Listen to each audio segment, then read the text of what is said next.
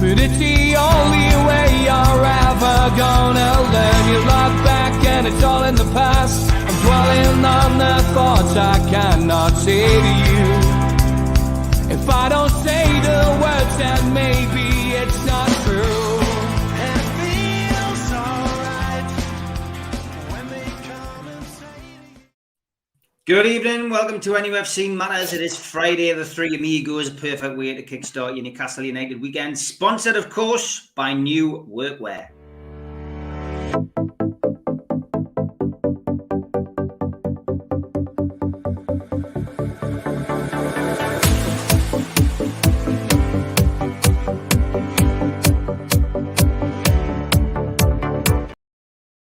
Good. Thank you very much for the sponsorship, as always. New Workwear, good bunch of lads down there, and good to see them back on the show. But it's all about Tonali. You can see the lads' names. Keith Patterson's got it there under his name. It's a marquee signing, Keith. It's awesome. I've got a mate who lives in Milan. He's only been there 2 years, and he watches both teams play. And he's surprised. He's surprised because he thought Inter Milan would have to sell. So he thought there was more chance to get the player out of Inter. And he didn't think AC Milan were in need of selling as much. So he thought we'd have failed with him. Said, what's he like? He said, it's strong. He says, he's chewy. So he can chew on. And he'll please Mr. Mitchell because he's a king of shithousery. He says he's very persistent. He said some people would call him aggressive. Good. Never ever gives up. And the big thing he said, this lad's was a hell of a footballer. He said the one thing about okay, he'll get even better. He said the lad who's got 15 caps for Italy now and his cap at the under-21s, he said he will get better. He says you probably are one of the top people out of Italy. So yeah, I was sat there and I picked myself up off the floor and just start laughing. And I just think it's typically Newcastle again where we go and it pays for the right character. When you get someone who's captain of the under-21s and plays for the national team at that age, and he's still a young lad. Them's the characters that we want to bring in, and people that expect us to bring in the prima donnas. 28, 29-year-old who's on crazy money. But the thing that I liked most about this lad was there seemed no hesitation. And the feeling me pal got in Italy was that there's never been any hint that he was going to pull out. When Newcastle come in for him, he wanted to come and that was it. And there's supposed to be similar utterance gone in the Italian press from the under-21 party that he's can't wait to go to Newcastle. So it's when you hear there's other players we'll no doubt talk about tonight, and I think sometimes we imagine people don't want to come when really their club doesn't want them to come. But when you're going in Italy and you get a young player like that whose whole life was AC Milan, and then he's just been sold the Newcastle dream and he wants to come and leave his country and come here. It's amazing. I mean, it's another Botman, it's another Bruno, it's another Isaac, and it's the age is phenomenal. I mean, our cluster of diamonds. Bruno's the oldest at 25. You've got these people 23-year-old and 21s and things like we're going for people the right age, and I know we talk on the show about different players, we throw them around. A lot of people were saying, "Oh, Ward-Prowse." Like 28-year-old, 29 coming up, and you see them people and you think we're going to lose people this year. But I love the way Newcastle are going after young people. I think it's encouraging, and I think when you get a kid who at that age who can put himself about, and there's a clip a lot of you have seen on social media where there was a lad fouled one of his players and he was in his face and pushed him away, and I love that, mate. I love a player that stands his ground and that fights for the shirt, but.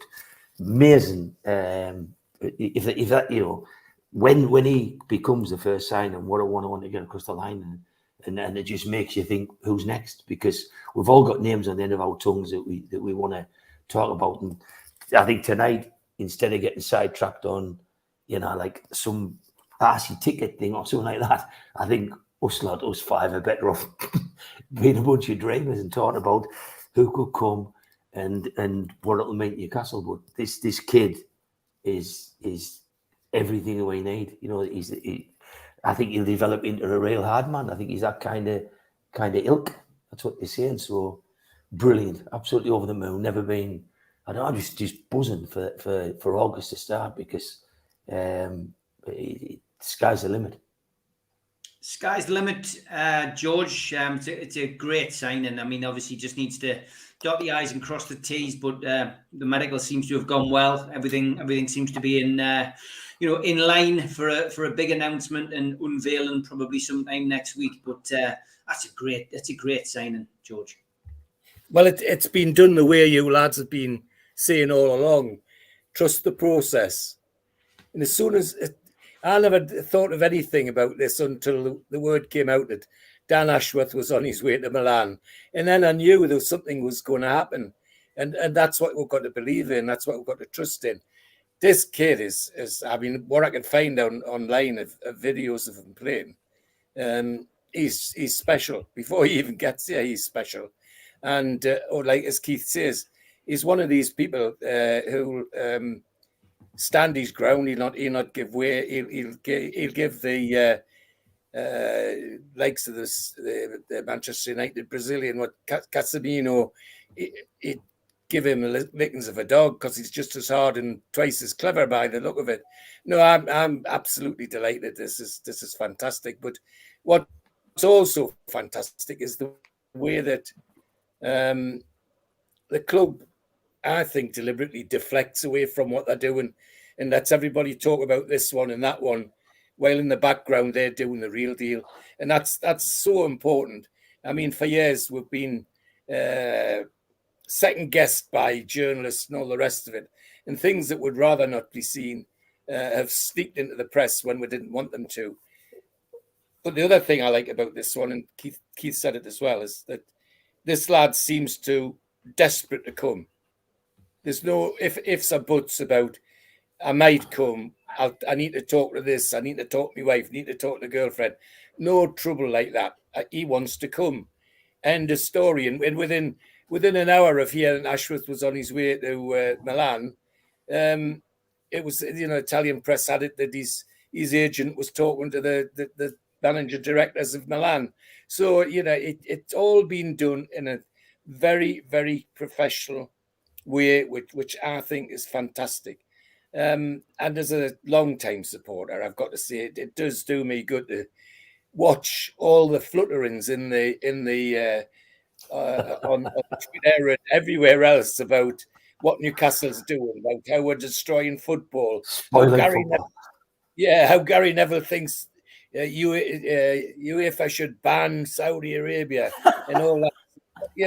This is just, it's lovely because he's getting a dose. Well, fine, thanks, Gary. We'll be here for a long time, and you're going to be one of the people that's going to have to suffer that we are here for a long time. So that does me proud as well. I love to see it, and long may it continue. But I think it's this young man could be, in fact, that midfield. If we have those three in midfield, it could be with for 10 years. It beggars belief.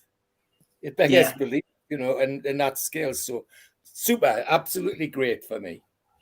Anyhow, building a team, Steve, a bit like Dennis, Oz, Neville, Barry, Wayne, and Bomber and Moxie. It's got a real Vida's impact feel about it now, hasn't it? They're building it on stern stuff on the time these days. Absolutely.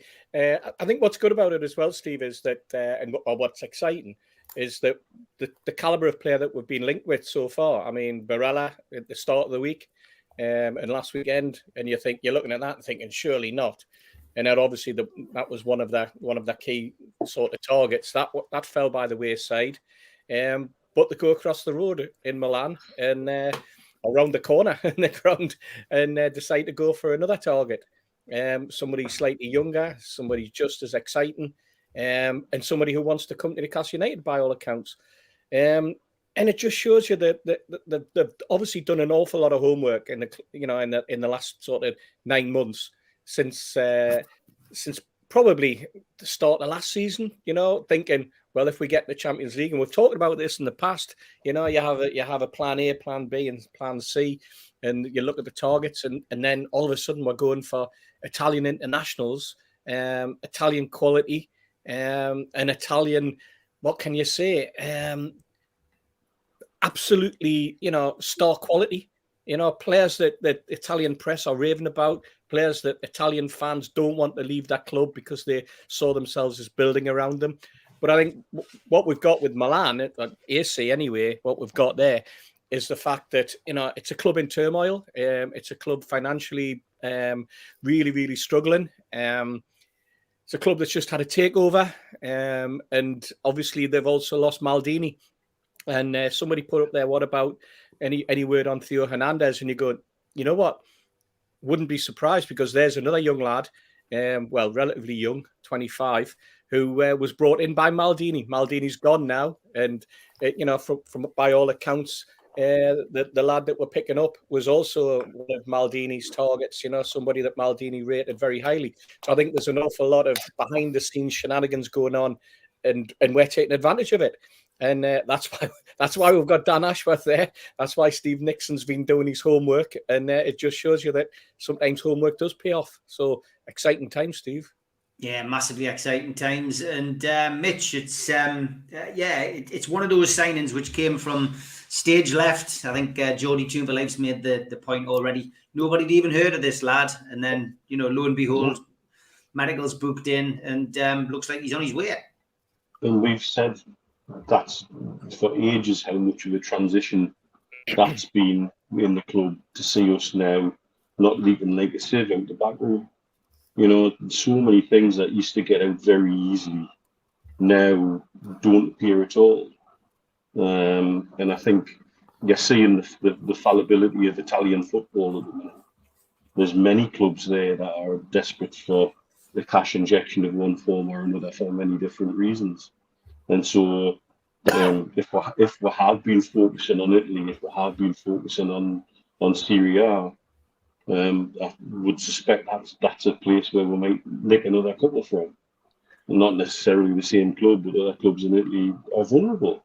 There's no doubt about that. Inter need money.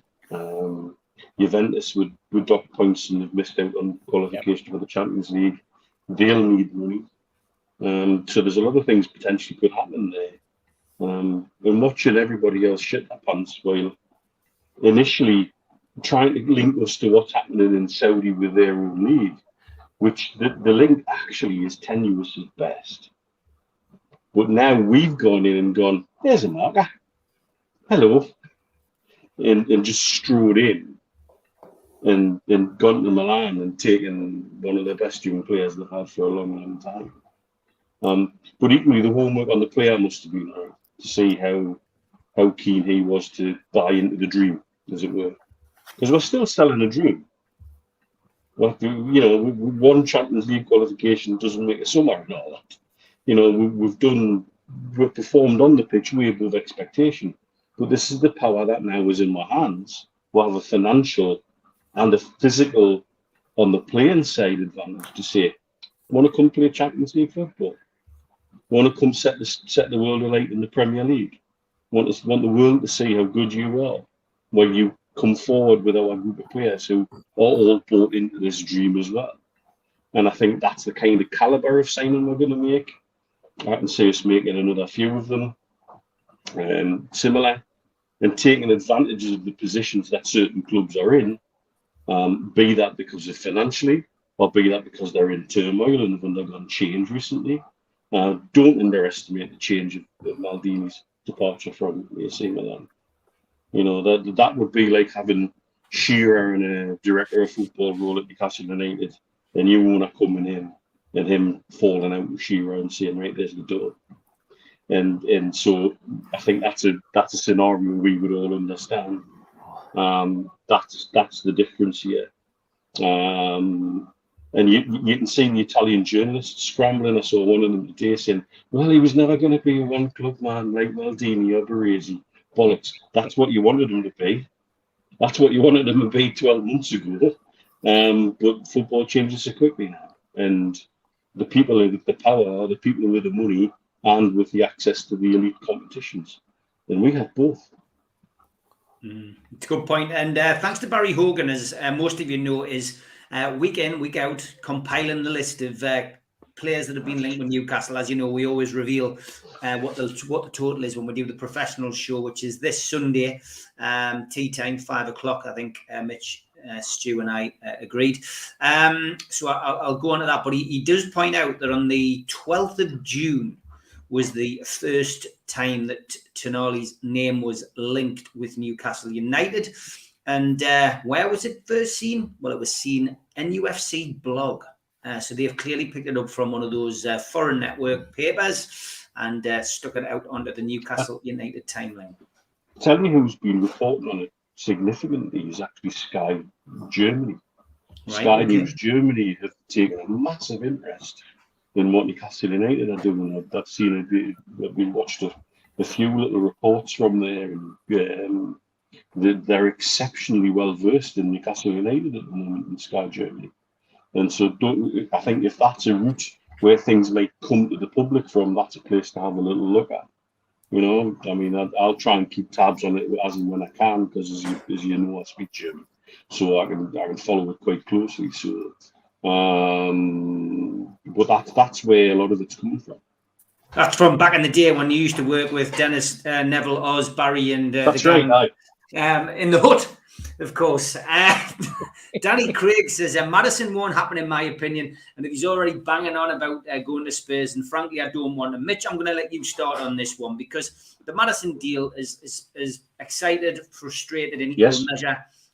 It's been, a transfer link to Newcastle for the last 3 transfer windows. The relegation of Leicester probably leads everybody to think that it's going to be easier to do the deal, when in fact it seems to be more difficult. We've got rumours and counter rumours of him wanting to come, not wanting to come, his last wanting to shop in Harrods rather than shop in Phoenix. The whole thing really is just, it's become a bit of a circus, and that's not what Newcastle United do. I think it's off. In my opinion, if it doesn't come to fruition, and I don't think it will come to fruition, the people to blame are not the player and not his missus. Yes, thank you, Keith. Thank you, Keith. Yes, that's who's to blame. And that player may accept a move elsewhere, and he may actually get more money going somewhere else as well. But my understanding is there is absolutely nothing on the player or his family or his agent or anything about this, about the any move to Newcastle falling through. It's quite clear the Newcastle players in the England squad were strong on him and during the during the 2 weeks they were together, and they seemed quite happy about that, and he seemed quite happy about that. But something's not going to come to fruition, and the reason it is not the player, not his missus, it's Leicester City. Reading that way, you know. Yeah, no, I think we're probably all agreed, Steve, are we, that this one's just it's just got a feeling that it's just dragged on too long. I haven't been excited about any of the stuff that I've seen in the newspapers, despite my joking tweet this week of Callum Wilson, Kieran Trippier and James Maddison all on the bench together. I got a few bites on that one, didn't I? Saying great to see all the Newcastle players together.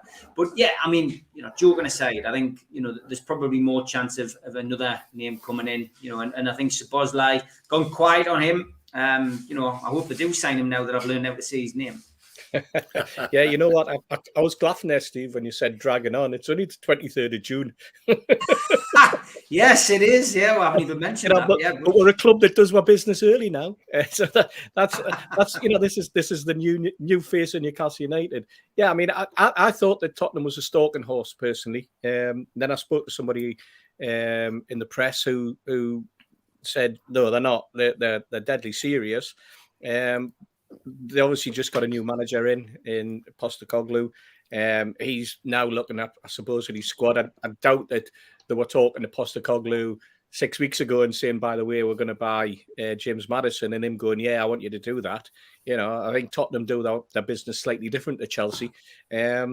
But yeah, I mean, I think we're looking elsewhere. I think there'll be another new face next week. It wouldn't surprise me, and I think that when a ship does start to sail, you might as well let it just carry on out the harbour and out to sea, because we're looking at it and going,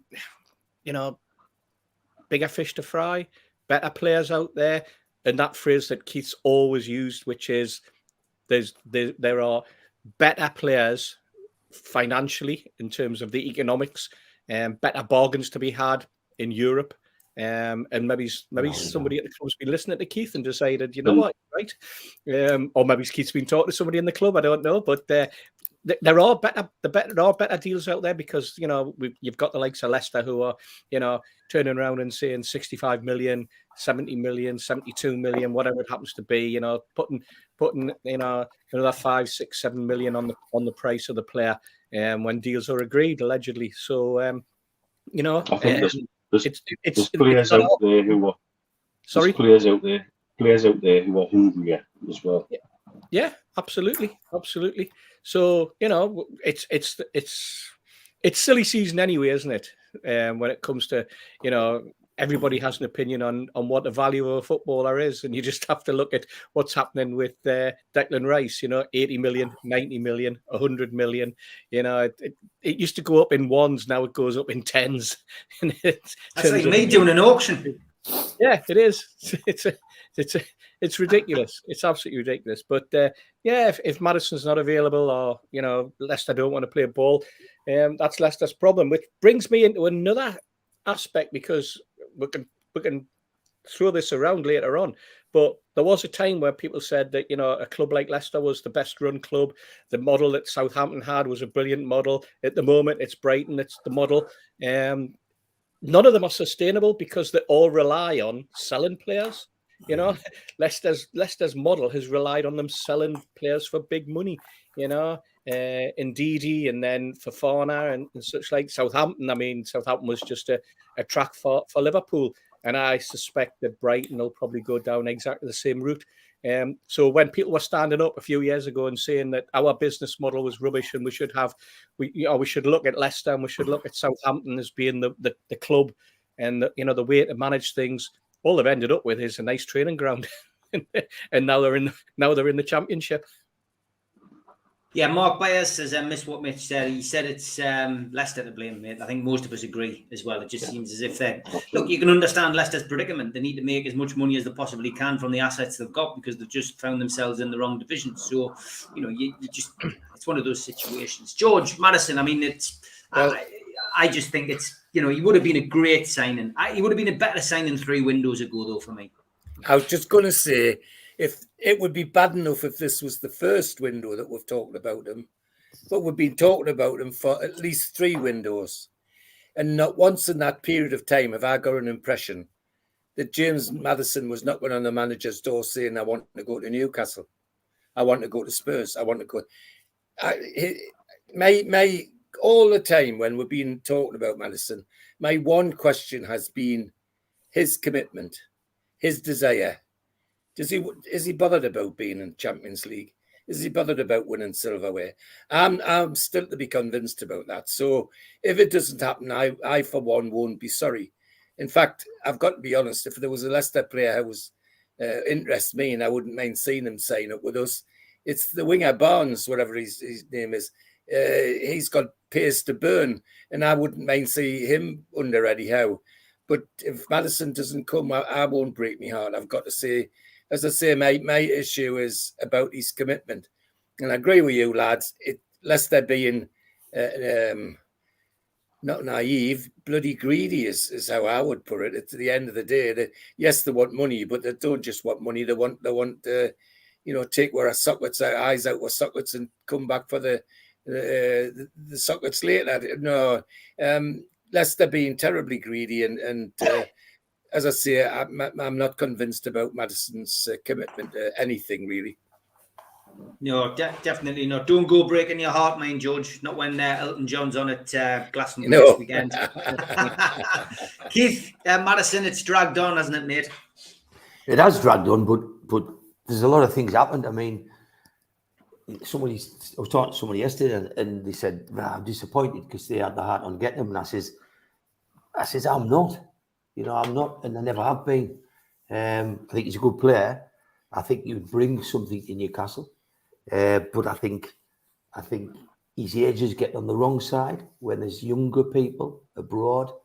I think Szoboszlai is a better footballer. I think he offers more on the pitch. I think when Leicester struggled, I think that they were looking for heroes to keep them up. They were looking for.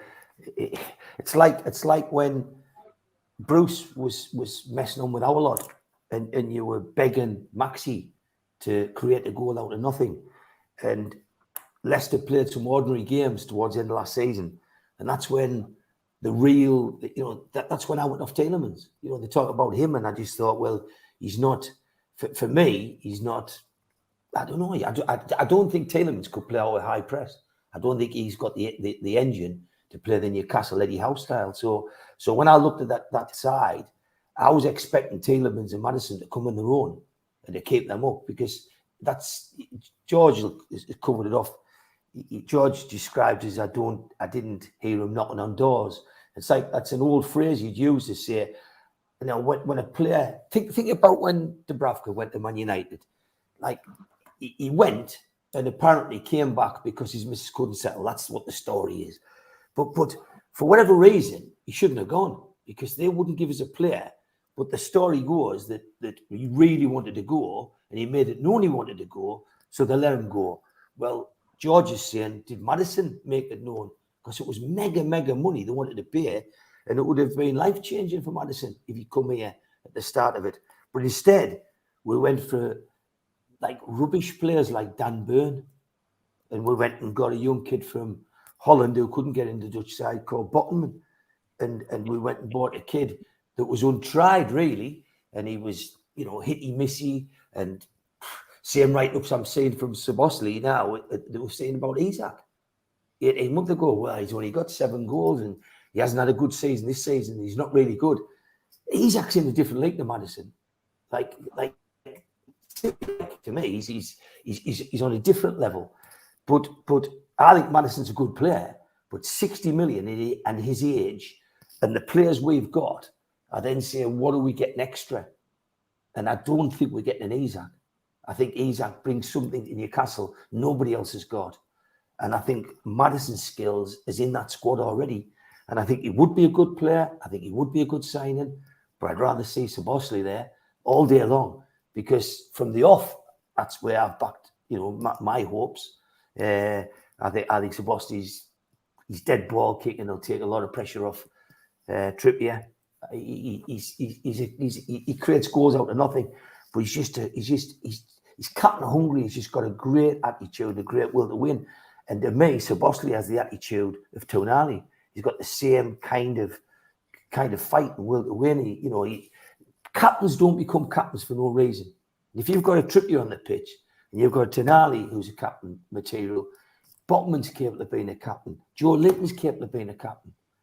You know what I mean? And I think Szoboszlai's that guy. So that's why I'm not getting excited. If he comes, great. He'll do a job. But I remember at the start of the season reading articles of people wanted Maddison and Ward-Prowse. And I thought, Jesus, God, I hope not. I hope our chances of getting into the Champions League and going in pot 4, because we're just there, we win the also runs.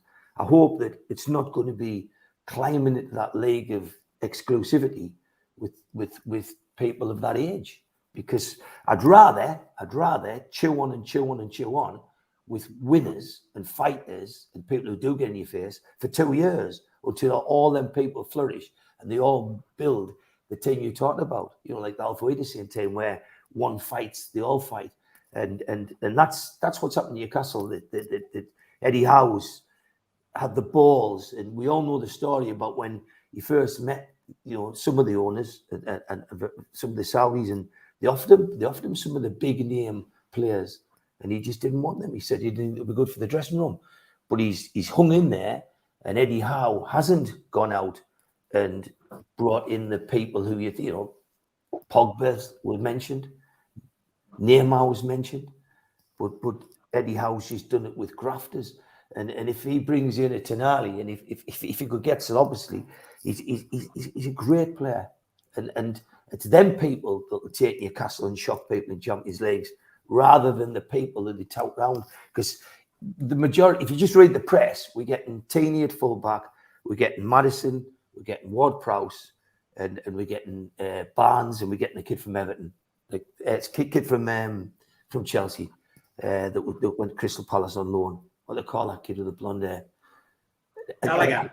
Conor Gallagher. All them 5 are good players, and all them 5 will do a job for you. But I don't think they'll bridge the gap between Arsenal and Man City. And I think, I think there is a gap. And I think last year, like when we went, we got beat off Arsenal home, we had to put hands in the air and say, yeah, we were beaten fairly. We went Arsenal away. We went to play our normal game. We had to change and we had to hang on away. And there's them gaps. But I think with the people they're bringing in now, and I think these people are abroad. And like Steve Hasty said earlier, I think the value's in Europe still. And it's amazing where there was a lot of value years ago in France. And we spent time 18 months ago in France.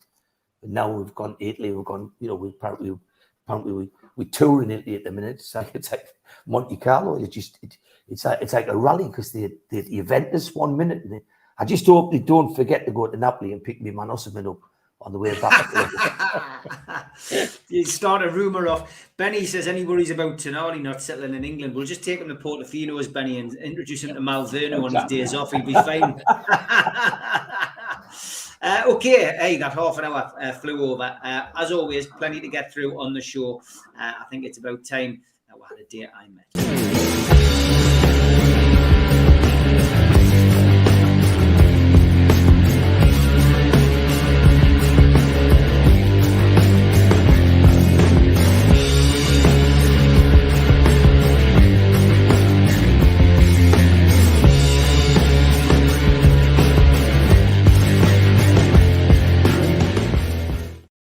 The day I met, we were asking to send in photographs of you meeting somebody from Newcastle United, past or present. Big thanks to Terry for this one. Him and Mickey Quinn. He scored so many goals, he said, but looks like that was at the Fed back in the days when it had curtains that you last saw when you were burying your grandma. But thanks, Terry, for that one.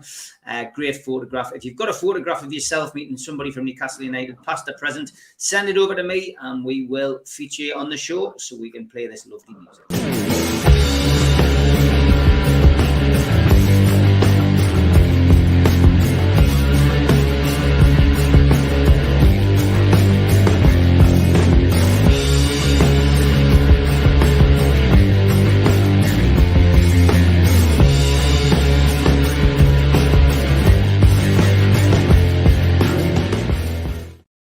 Arthur Bainbridge says a couple of years ago, Sam Fender and an Ella Fitzgerald tribute act decided to open a restaurant. It went bankrupt as no one would eat at Sam and Ella's. Very good, Arthur. Very good. I like it. Oh, pretty good. And we do know that the chat likes me to sing on the show. So Tom Lynch is sending a couple of songs, which you've probably all seen on Twitter. Oh, he came from Milan in a Fiat with Dan. That's Tonoli. Oh, he's fast with his legs. Swap his pasta for Greg's. That's Tonoli. That's very good, isn't it? All right. Fantastic. The Whitney Houston version. Oh, I want to dance with Tonali. I want to win the league with Tonali. Yeah, I want to dance with Tonali. With Tonali the Geordie. Which one did you like best, George? Oh, both great, but stick to your acting. I meant the songs, not my performance, you cheeky bugger. Anyway, I think they're both well written. They're both well written. They're just both well written. Cheers, Keith. Sean asks a question. He says, question, lads, when talking with tease targets, I like that phrase, tease targets. Do you think they show a video compilation of our fans on a match day, Keith? Because it's unmatched in England. So that's a great question, Sean. Do you think they show war flags, and do you think they show the passion and people walking up to the ground and the burger vans, Keith? And war flags, of course. I don't think they'll do any of that. I think Newcastle's now announced on the world stage. I think everybody can look at the Champions League, and I think the days I think if you'd missed out on Champions League, that's what I said when people were talking about the importance of winning the Carabao Cup. If you'd won the Carabao Cup and you'd come sixth in the league, you wouldn't be getting Tenali's. It's a fact of life. Them people are all interested in Champions League. It's like it's what the people want to do and bet themselves. And when you look at it, I think I might be wrong, but I think it was in Milan in pot 3 because that's a drop for them. But when you look at it, we're in number 4, Man United's in 2, Rangers are in 3. Like we need to climb to be a pot 2 and a pot 1. That's what we've got to do. And when you climbing up from pot 4 to 3 to 2 to 1, these players know about it and players talk about it.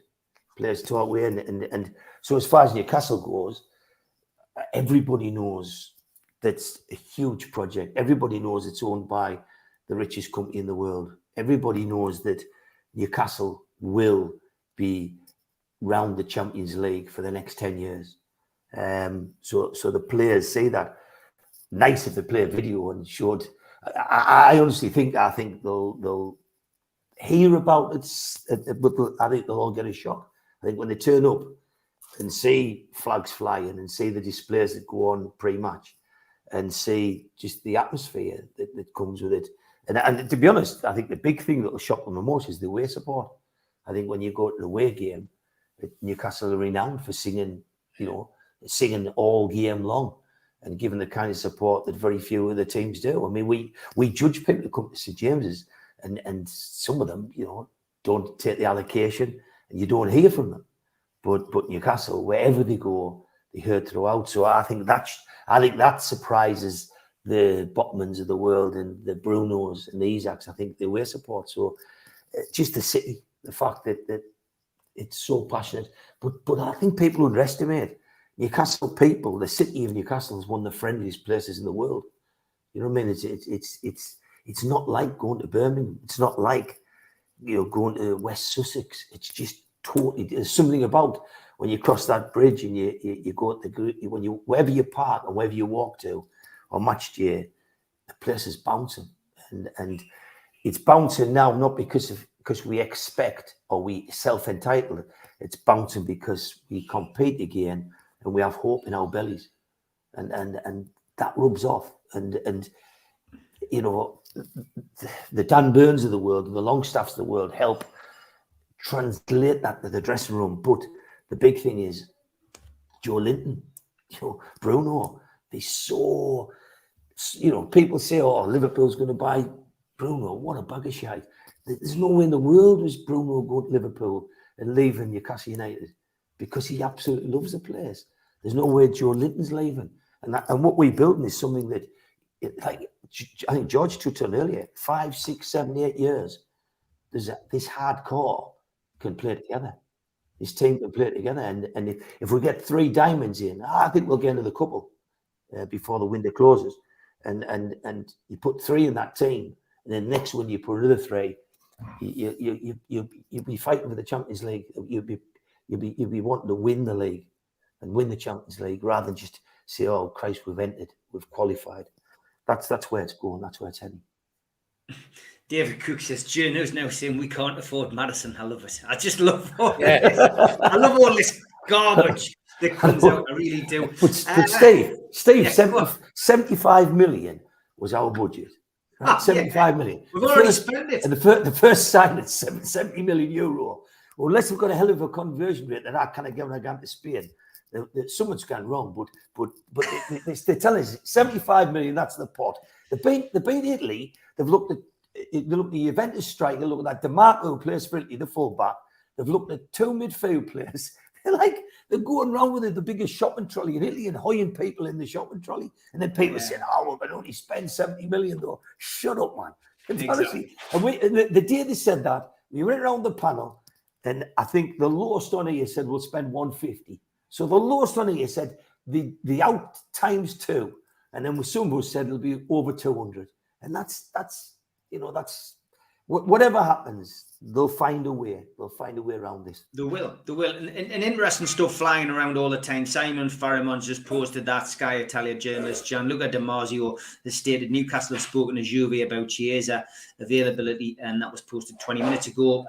The playing spotters have got Dan Ashworth playing in Leipzig now, so the Szoboszlai link has reappeared again tonight on the on Newcastle World, of course, which Liam and the lads get some great stuff on there, Jordan, and that probably for me the best journalist in the Northeast. So for me it's exciting. George, showing videos of the fans is excellent. Palio Artie in the chat as well said that there's a thing on the website which shows you the club, and I guess all they need to do is send the link on the website to any player and agent, and there'll be agents and players clamoring to come because of what they see, and there'll be a flag up and all that already, won't there, of getting knocked up now by war flags of Of course they will, and that's the beauty of it, is that we're not just buying because they're slightly younger players.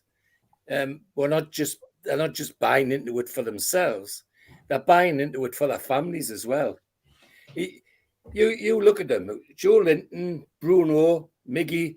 They've all had babies in Newcastle, so they've got Geordies in the household, and those kids are going to grow up together and form quite a big bond.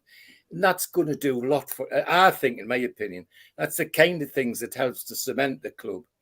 It used to do it years ago. I mean, people don't realise that way back in the day, that one of Jackie Milburn's best friends was Len Shackleton, that played for Sunderland. And that come out of the fact that the Bairns went to the same school, and they didn't lose that contact. They stayed in contact and were friends for the rest of their lives. So, and I can see that happening with Miggy and Bruno and Joe Linton, when they take their kids on the pitch. They're just loving it. It's just all part of it, and I think that's a big seller for anybody that's thinking of coming. If you add to that the war flags business, I think I've said on here more than once that I think going to the match nowadays, thanks to war flags, has suddenly become an occasion again. It's not just going to the match anymore. It's going and absorbing all of that before the game and during the game. And it's smashing it. It's a hard back to the old days, in my opinion, when I was very young. Yes, we all went to the match together, the family, but they also made sure we went into Mark Tony's for an ice cream and somewhere else for this and somewhere else. And eventually we got to the ground. But it was just a day out. It was an occasion. I can see that happening now. It's so refreshing. But the big thing for me is when the Continentals come and they have to go out on St James's Park with 52,000 shouting down their ears, it'll be like it was in the Fairs Cup. Sunderland just died on the pitch. Even when they played Milan in the Fairs Cup, they were just rattled from the beginning. And these are players that used to play in big crowds. But no, it's just fantastic, and long may it continue as far as I'm concerned. Yeah, there's 655 watching tonight, by the way. Thank you so much for your support. I know we're back on our usual time, which does help, but I think as well, just great to have the support. We'll never take it for granted, folks. Go on, Keith, you were going to say something before? Our friend John Allen just put a comment on there, and he said, I think 75 million was the budget for this trip for Dan Ashworth to go to Italy. But someone needs to ring Dan Ashworth and tell him because from what I've heard, that's coming through, it sounds like he's going to crash that budget, John. I don't think 75 is going to do this trip for him. I think he'll have spent more than 75 before he gets back. There you go. Yeah, Steve, it's great, isn't it? I mean, it's we know how big this club can be. We know though that the supporters have always been the heartbeat of the city and the club. And to imagine that somebody like Tonali, who's been at AC Milan all his life, wants to come to Newcastle because he's been sold the project, which Bruno was clearly sold. But the fans are part of that, you know what I mean? And he will love the opportunity to play in that. We know how passionate the Italians are. It'll be part of it for him, won't it? That he's playing in a stadium packed full each week, roaring them on. Yeah, you know what it is, though, Steve. We don't need videos to show continental players what it's like at St James's Park, because we've been on TV, 29, 30 times this season, Premier League, the biggest league in the world. Players from all over the world are watching the Premier League. They want to be part of the Premier League, and they want to be part of when they see the flags and they see the atmosphere and they see one of the, a ground that's absolutely full to the rafters every week, and they see the way we're playing, that the number of goals we're scoring, the fact that we've got one of the strongest defenses in the country, the fact that we've came from where we are to be, in the top four, the style of football that we're playing, the smile on the faces of the players, and they're thinking, I want to play with a smile on my face. I want to be part of that. Can you imagine what it's like, having Isak laying the ball to you and this type of thing? When you see Bruno and the way that he walks around the pitch, and I can do that. I want to be part of that. I want to tackle like Joe Linton, but not get booked. That's the other thing they're probably looking at. All of this is part of where the Premier League is now and what TV's done.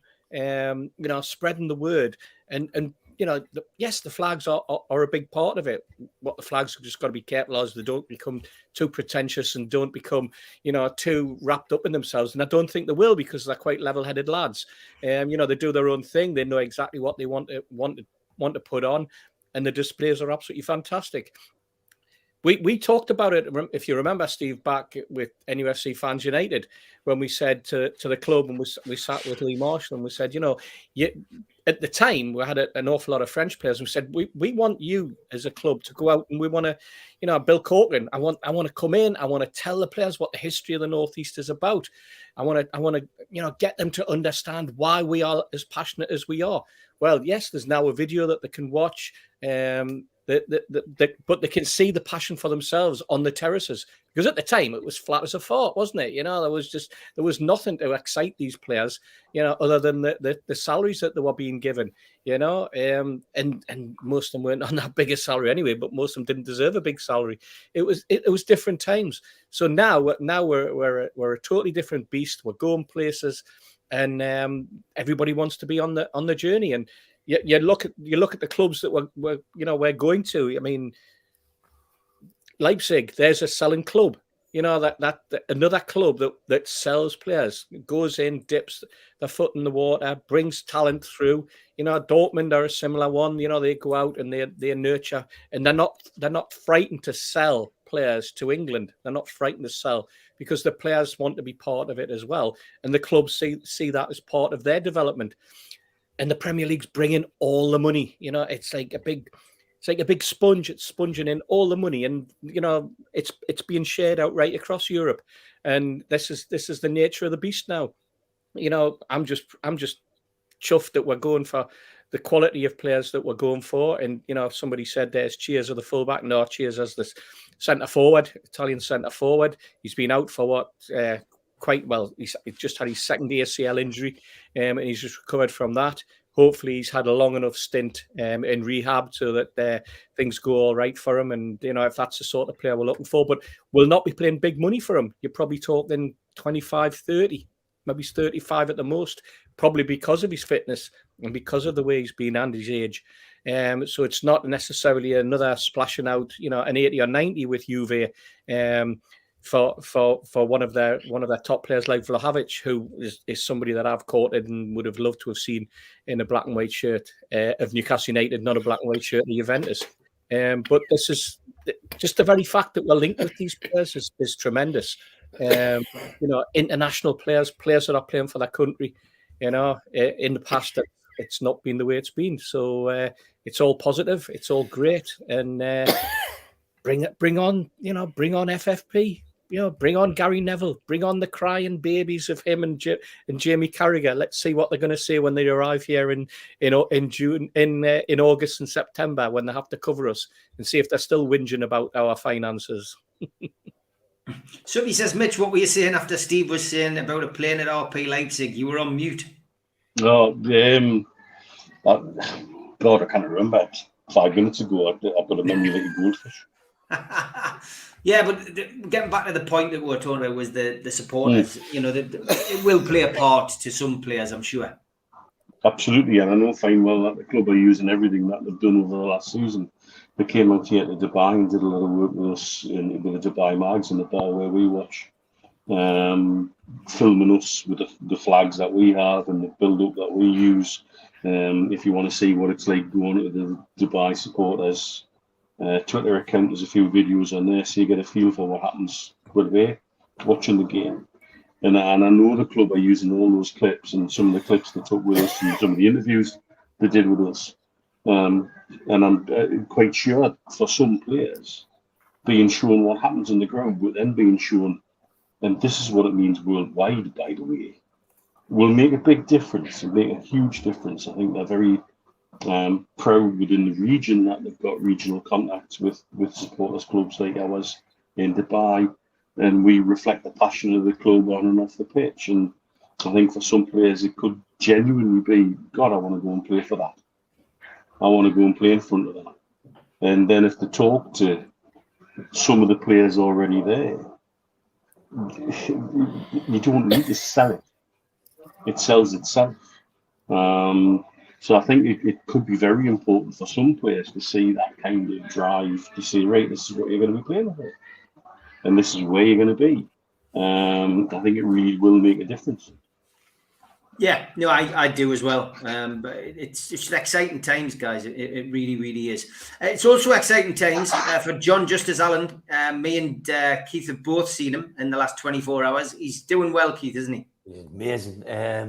Went out to the Italians in Whitley Bay with him yesterday. He said you paid as well. Well, he's you know, kind of. Jesus. Did you let them off so, Keith? Yeah. Did you let them off so? Did you? I tell you what it is. He wouldn't let us pay. He wouldn't let us pay. He got the drinks, and the thing that surprised me is how he's on his feet, and I couldn't believe how far away towards the park. And I thought because he was invalided, he would ask me to park close to the place. He parked about 100 yards away, and he had a disabled sticker as well. And I thought, what's going on here? And we parked up, and it was like a sponsored walk. The only thing I ever had was the form in my pocket. We've got this restaurant. It was beautiful, gorgeous food, one of Johnny's locals. And he was pouching like a little hamster that was going away for the winter. I couldn't believe it. Joking aside, it's great to see him back on his feet. He's still got a little bit way to go, but he does want to say to everybody in the chat, thanks so much for your support. It has meant the world to him, and it's great to have him back. So roll on the next few weeks when he can start eating fully again and doing the things which which we all take for granted. But great to see him back, and it's great for him and his beautiful family. So good to see you today, John. Okay, let us crack on. We've got plenty to get through as always on Friday night's show, and it is Tweet of the Week.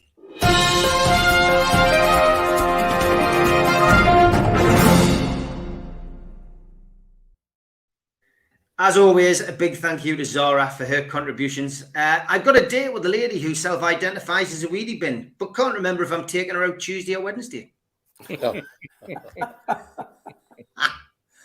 And this one, this is brilliant, actually. Tweet of the Week from Mick Gilchrist. Hank quickly realised he totally wasted the first of his 3 wishes. I'm expecting a comment of Mitch now. No, that's 3 words. I know it is. What 3 words? All right. Yeah, exactly. Sunderland man demanded full refund on Big Mac stolen by Seagull. That's unbelievable. That was a true story, that, you know. It was, yeah. Craig wanted to know whether it was on a first date or something. I think it was a preemptive strike. Definitely was. Following on in these Star Wars tweets, I do like these lads. Only Star Wars fans will see it. I love this. Give him a follow on Instagram, lads. Honestly, it cheers me up every day. That it's an absolute belter. There'll be another one of them next week. True story. I've never seen a Macam in Milan. That's true. Thanks, Wayne. And then I heard a loud bang, and when I turned me back, he was gone. Brilliant, Dougie. I do like them all the way from Ayrsham. Mummy, I think I'm a boy. Well, you're not. And that was the end of that bollocks. Thanks, Stephen Kennedy. And arm extensions.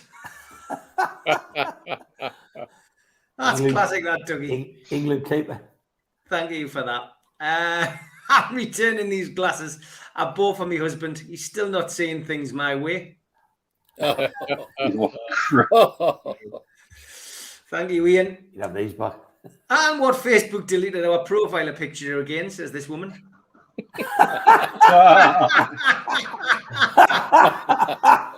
a classic, isn't it?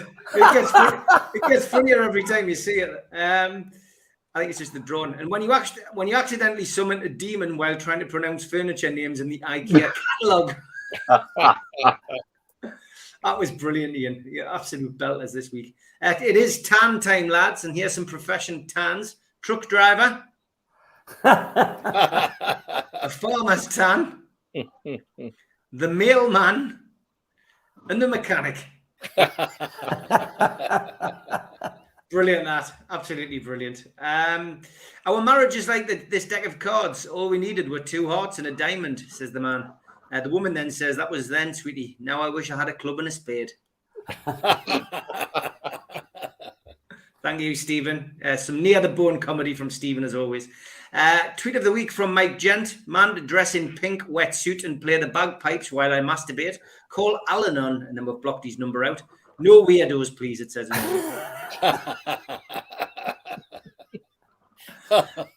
And another one from Stephen Kennedy. Not entering. I've heard Steve Bruce, Mike Ashley, and Dennis Wise are participating, so there's no chance of me getting a podium finish. And that is the Wanking Festival in Bradford-on-Avon. And this one from Jimmy. I hate being bipolar. It's awesome.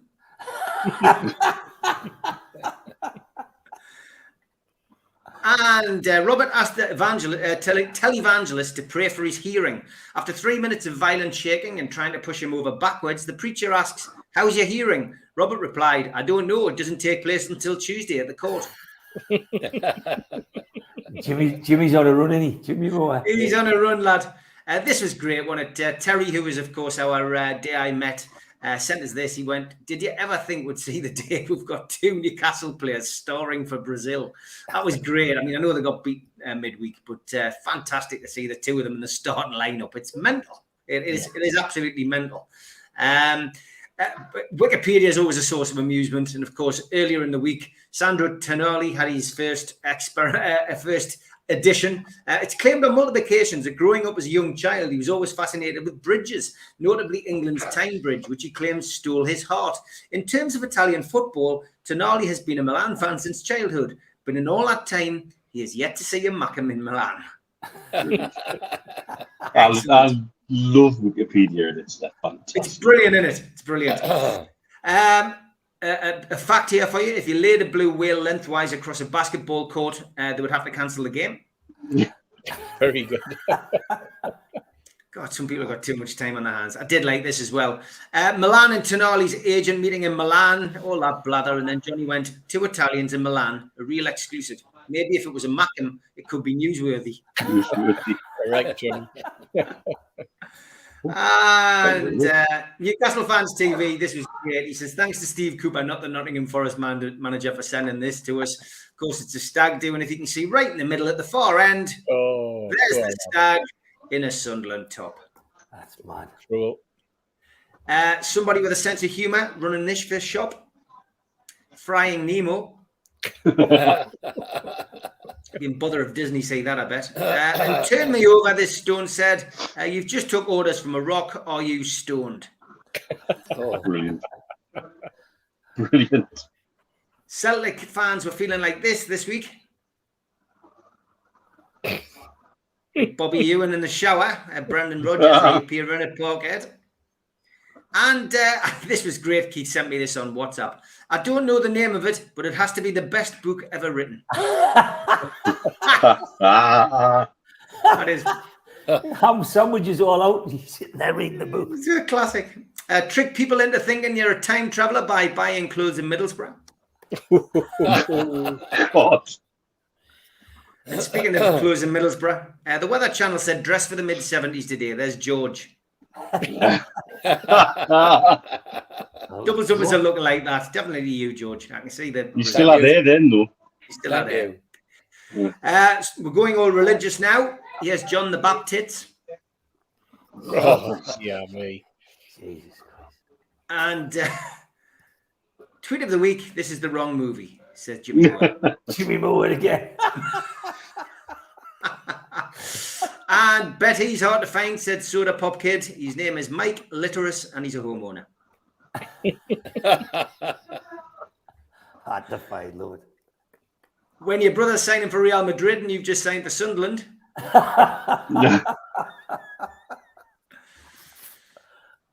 And for the ladies that need a stiff drink.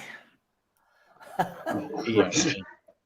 That's an actual bottle of Kozak, by the way. Coca-Cola.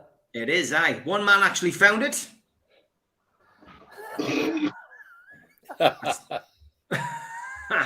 And Jimmy Moore again. At last I got the keys to my new flat. Door number 4,067 on the 233rd floor. And the lift's out of order, Jimmy. And just a reminder that 6'7" multimillionaire Dan Byrne drives a 2018 smart car. Is that him? Nah, can it be? Can it be? Don't try to predict the league before the season starts. It only makes you look stupid. It's impossible. Manchester United and Everton.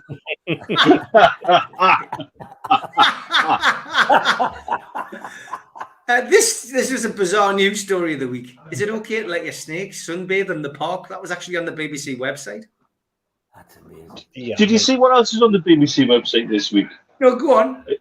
A full article about the submarine. What happens when the oxygen runs out? Yes. Well, I need a full 3-page article from the BBC to understand that. Thanks. Yeah. I think I've got a damn good idea what happens when the oxygen runs out.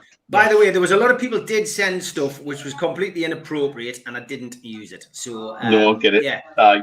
as you can imagine. Anyway, Ian Hull said that the doctor said cut out drinking. Yeah. Hope it worked, mate. And welcome to our ool. Notice there is no P in it. Let's keep it that way. Very good. Very That's good. brilliant. That. Mr. Whippy was found dead today with a flake up his backside, chocolate sprinkles on his penis, and strawberry sauce on his balls. Police think he topped himself. Oh dear. Right. And I do love these word associations. A message for our new owners. You are fantastic. Fantastic. Very good. Very good. I did like that one. Ooh, fronty poachies. You're a good lad, Peter.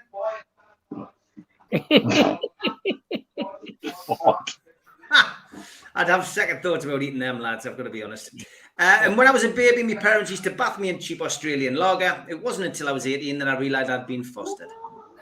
Oh dear, dear, dear. And the top two, I knocked over a plant in the kitchen, but my cat saw me, so I had to spray myself with water so I could show that the law applies to everyone. Steve Hasty look-alike on the left there. It's not. It's not. And the winner. I heard Madison's wife prefers a move to Newcastle so she can visit West Denton shops and the Perry, says Alan Jones. Probably right. Nice to see a bit of truth coming out. That is Tweet of the Week. Zara, as always, thank you very much. Thanks to everybody who's highlighted some tweets. Thanks to the usual contributors. We'll have more of them next week.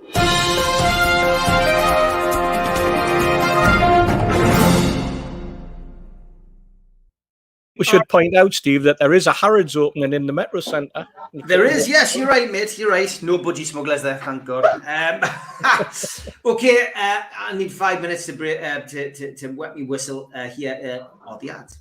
A big thanks to all our sponsors: Skips and Bins, telephone 0800 25 45 25 3, email inquiries at skipsandbins.com, website skipsandbins.com, easy contract free and pay-as-you-go waste collection.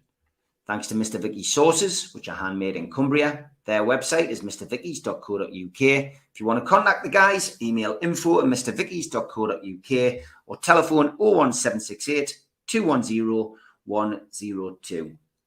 Big thanks to New Workwear. They are an agile and dedicated workwear provider launched in 2018.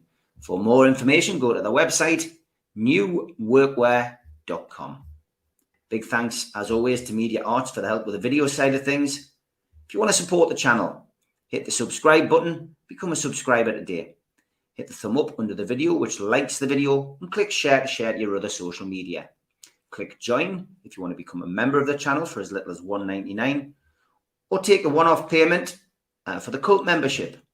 You can get in via this QR code if you've got a smartphone, or look for membership pack on the website, nufcmatters.com. What do you get for your one-off £25 payment? You get a scarf, a pen, and a cup, and a membership card, and entry into the monthly draw. Don't forget, if you want a car sticker, all you need to do is subscribe to the show and then email John at NUFC Matters, and he will post you a free car sticker out. We're also available as a podcast on iTunes, Spotify, and other podcast providers. And we also support the food bank on this channel. NUFCfansfoodbank.co.uk is the virtual matchday bucket where you can make a virtual donation 365 days of the year. The new Alan Shearer raffle is underway. 150 tickets at £1 a ticket. You could win a limited edition signed Alan Shearer ball from the 260 dinner. Enter now at nufcmatters.com. We've got a few events coming up. August the 5th sees Gavin Peacock at the Tyneside Irish Centre. Tickets are £10, and you can get them now from nufcmatters.com. Our Christmas event takes place on the 7th of December at the Tyneside Irish Centre, and that's an evening with Frank Clark. Tickets are £15 and available from nufcmatters.com. Finally, Waddle, Keegan, Beardsley and friends, the class of 84, is on at the Town Theatre and Opera House on Westgate Road in Newcastle on Thursday, January the 23rd. Tickets are now available from the Town Theatre and Opera House.co.uk or telephone 0844 2491 000. That's the box office telephone number 0844 2491 000. We actually hit 700 live there earlier on. Thank you very much for everyone tuning in. I see there's a lot of new people on the channel as well. Thanks for coming and supporting. Anybody wants to, if you're watching on your phone, people are saying, how do I join when I'm on my phone? Just click membership. Look along the little line on the little menu on the bottom. Click membership and you can join for as little as $1.99 a month. Steve Singing needs to be a weekly segment. Benny, I would agree. So let's do it. And got a couple of questions coming in, but I just want to read this out from Matt. Thank you for your donation, Matt. I'll stick that in our get-together fund. I believe we're having a bit of a get-together, just a few of the panel in August, which I'm pleased to say I can make. Stu Penman, if you're watching. Gentleman says, which would you prefer? Aggressive, intimidating players, which the opposition fear, but are also prone to bookings, or mild-mannered players that invoke less fear, but see fewer bookings? Mitch? Give me a shit house every day of the week, mate. Yeah, I would say the same, mate. I would say the same. We need it. We've never had a Roy Keane. We've never had a Roy Keane in the team. We've never had a Roy Keane or the little dwarf at Chelsea. Dennis Wise. Dennis Wise. David Speedy. David Speedy. We've never had somebody like that. We're getting that way. They're always better when they're in your side. You hate them when you've got to come up against them, because you know they're going to get into your team. You know they're going to get into your players. You know they're going to wind them up. They're going to set them off. I remember being with my dad once. Weren't we at the League Cup game at Roker Park one night when Speedy and the centre-back Gary Bennett went at it. And Bennett just about planted them into the second row of the stand. And we've never had anybody like that. And I think every top class team that wins has somebody like that in their team, usually sitting around the midfield, either in the centre of midfield or buzzing around just off the front, who's an absolutely brilliant player, but nobody sees how brilliant they are because they're focused on what an absolute shithouse they are. And yeah, bring it on. The more people who do things that upset the opposition in as many ways as possible, I'd rather have that every time, because they're also the players who are 100% committed. You look at this thing the club have done this week, where asking the players and the staff for their unsung heroes. How many people have talked about Matt Ritchie? Yeah. You know, this is why he's been given another contract. You look at his contribution off the pitch and what he does, but what he also does when he gets a chance to be involved there's players saying, I can hear him shouting at me over the top of the crowd at St James's Park. Anthony Gordon. Gordon's bit was fantastic. Yeah. Phenomenal. And we need more like that. We've got bits of that. But imagine that in a top-class player, a Gennaro Gattuso, or somebody like that. What would that do to our midfield? My God. You know, and I think we've got bits of it. I think Julian could become that. He's got it in him, you know. But I would love to have a squad full of that, because sure as eggs, we won't lose for the lack of trying. Definitely not. Steve, what about you?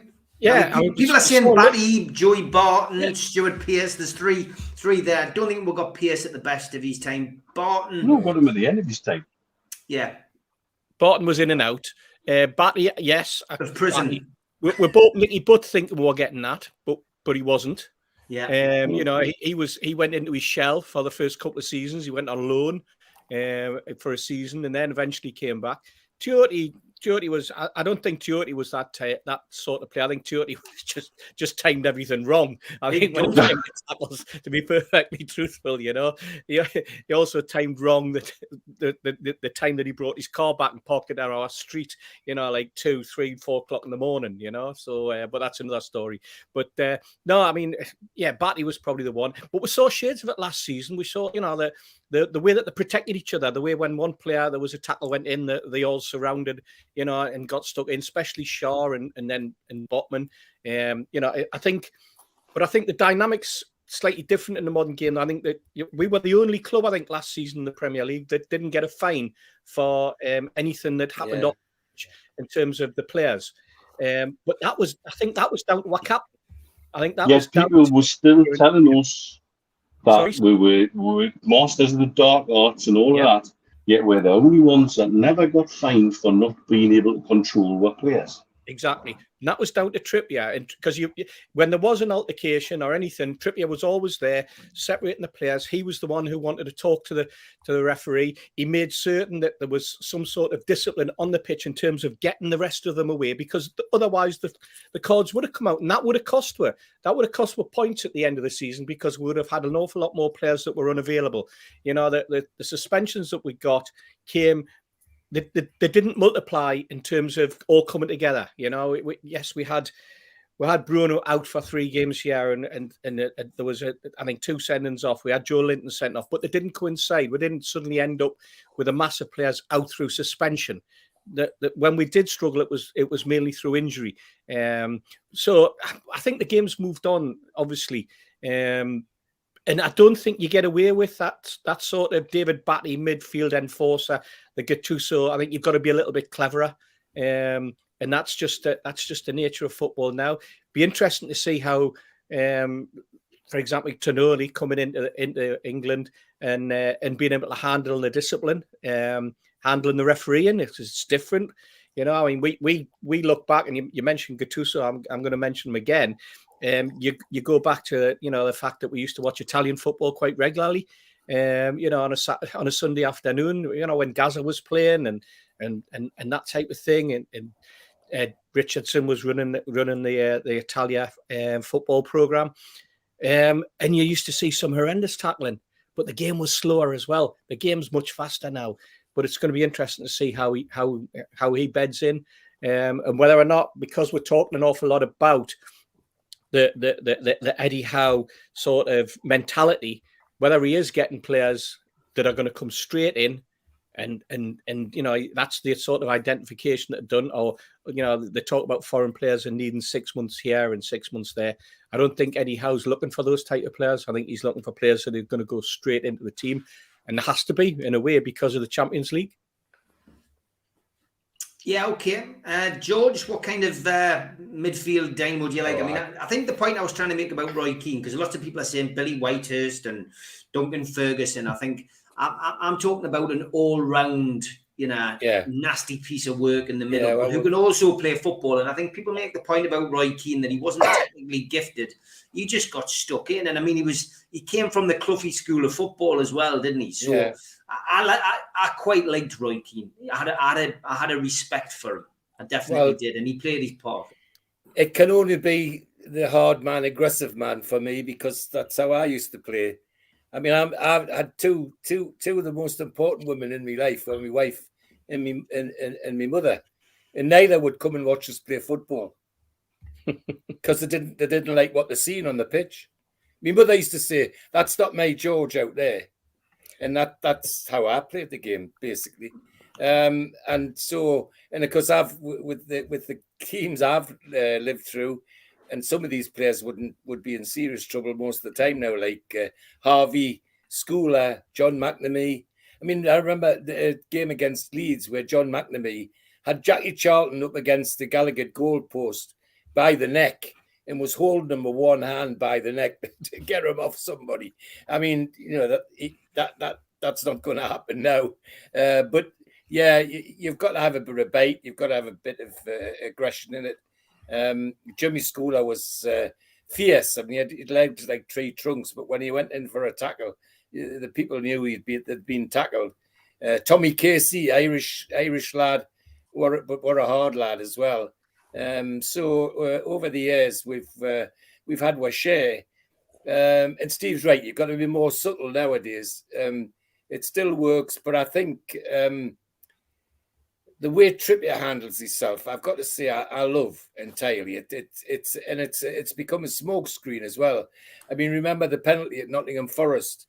The Forest goalkeeper watched Trippier walk around with the ball, thinking he was going to take the penalty, and about 10 seconds before he took the penalty, put it down for Isaac the Hammer in the back of the net.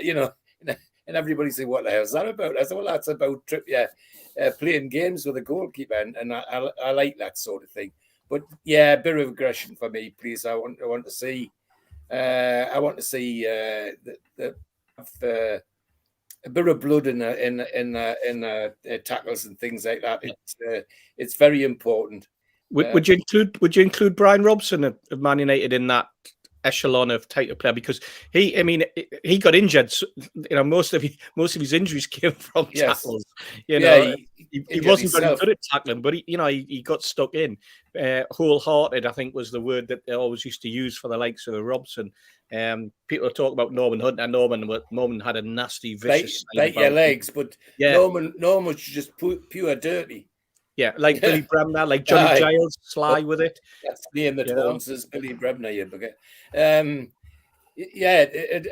some of them were just plain dirty. It wasn't just being hard tacklers; they were plain dirty. And Johnny Giles at Leeds as well. I was at the other place down the road when Leeds played the Mackhams, and he broke McPhail, the big young centre forward, attacker that Sunderland had, and Giles broke his leg, broke both bones in his leg, and the lad's career was over after that. And that wasn't an accident; that was sheer nastiness. No, I like the aggressive bit, and it's important that people have that bit of aggression, because they'll give you everything. That's the important thing. They won't. Can I just ask though, George? Would you have classed Dave Mackay in that? Bearing in mind, he was a captain, he was a leader, but he wasn't a dirty player, but he could handle himself, and he had that discipline about him, didn't he? He ended Len White's career, didn't he? At White Hart Lane. It was a tackle by Mackay that finished poor Len White, and it wasn't it wasn't even a foul; it was just a tackle. Yeah. So that's. But then again, as you said rightly, he might not make it in today's football, because the interpretation of referees now is quite different about what's a good tackle and what's not a good tackle. I mean, that opens a whole new can of worms for me, of course, because there's lots of things happening on the field now that I don't think should, but professional players tell me that they can. A little bit of aggression is fine, but it's got to be controlled and handled. And I want to see one or two of these people in our side. I like the way you've waited till the end, Steve, for the hardest man, dirtiest footballer go, and that's him at the top corner, isn't it? Keith Patterson, yeah. Well, I mean, I'm having to deal with all the Ofcom complaints about Keith eating on screen again. Keith's oblivious to all the stuff that's gone on in the chat there. Chippers has had his life, and he's completely oblivious to what he's saying. Watch your fingers, Keith. Finish the work at 5 o'clock and taxi's here at 7. So someone's got to give. Go on, Keith. Were you a dirty player? Because I was. My nickname was Vinny, of course, on a Sunday morning. I used to wear number 4, and I used to take people from the ankle. Basically, I was dirty. I got Sindai. I got Sindai for life at Durham FA. So tells you something. And that's worse than. Well, I got a 4. The worst I got was a 400 quid fine, mate. So I never got banned for life. Like I got banned for life, and wow. And then I overturned it. But it was I was playing middle of midfield, and I used to just die in every tackle I went for. So it's what I do at work. It's what I do all my life. I just give my best. But going back to days, watching the names that used to shoot, the names when we travelled and we went away to places like Liverpool, you were watching people like Jimmy Case was very hard. Graham Souness took no prisoners. A lad called Tommy Smith, who you've not mentioned, the Anfield Ian, he was as hard as nails. Norman Hunter was there, and Chelsea had them. Ron Harris and people like that at Chelsea. There was Bomber Harris. So there was them players, but when you go back in Newcastle. My first season was 69, and the lad who stood out head and shoulders was the hard man. The team was somebody George mentioned was McNamee. He was an animal, like proper, centre back that was he just run through walls. Like he was frightening nobody, and he used to get hold of people and keep his arm locked out with him on the end of his arm, and like tell them what he's going to do. But you can't do that in football now. But he used to always get them by the throat and hold them out like that, and nobody ever seemed to take him on all the time. I watched Newcastle, but then along come Billy Whitehurst, and they reckon he was a total animal in the dressing room. But there's one person who I got friendly with, who was one of the hardest people in football, and he was at the playoff final for Luton. Mick Harford, he come to Newcastle, Wimbledon. Mick Harford was a real hard lad, and then little David McCreary, he was just hard but clean, I think, But McCreary stopped at nothing. He took everything above and then just went in 2-footed, did what he did. But the player in the modern era that stood out to me, and I used to think he played like I wanted to play, like in the sense of, I think it was Barry Venison. I thought Venison and Keegan's entertainers, I just thought he was so committed. He used to dive in from about 10 yards, take the player and everything, and stand up with the ball. But for a modern day player, I thought Venison was brilliant. I thought he'd give absolutely. When he came to Newcastle, like having beaten Sunderland, I thought he was an amazing player. I think he was described by Joe Allen as hard as goat's knees, Mick Harford. Yeah. Well, he was. Yeah. There was an incident where they were invited, and Niall Quinn was invited to be the guest of honour at our golf club, and obviously he was being a big Sunderland fan, so he was chairman of Sunderland at the time. And the chairman of the golf club said to me, Keith, will you take them round and make sure nobody encroaches on them? And it was the guy who was captain of the same golf club, Mick Harford, Niall Quinn, and me. And so they come off after the game and they all went for a drink. And the crack was brilliant. He told us the best jokes ever. And Quinny was obsessed, wanted us to go to Sunderland the next day. I said, I can't go me so far. I said, I'll get skinned alive, man. I says, like, too many people know us, and I can't go to Sunderland. And he said, no, you'll be in the director's box. It doesn't matter, I'll get pelters, chuck that. I said, I can't go. I says, like, well-known Newcastle fan. And he says, well, you think that? He said, I had him up to the town last night. And so they were in the Barns in Sunderland for a drink, big pub on the roundabout going in from the A690. And somebody had said, made some mouth go and called Mick Harford a Geordie bastard. So he took 2 lads out, flogged them and put them in the skip. Allegedly. Classic. Mitch, I've just seen a message there in the chat. You've got a disciplinary record from over there. I got a 4-game ban in the 40s league 3 years ago. What was that for?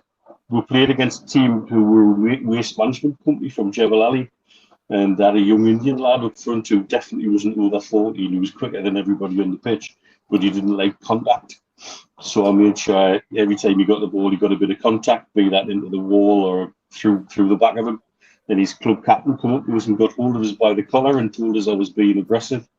And I said, well, you've got hold of my collar. Would you like to see what aggressive is? And I introduced his nose to my forehead. Wow. And what happened? Did he get sent off? I got a 4-game ban and he got a 5-game ban for initiating it. Well, there we go. I've just been, what I've been trying to find is I've been trying to find this cut and I've found it there. That was the Gateshead Post. Somebody sent us it. Who's been a bad lad? Not me, says Shippins, Vinnie Jones.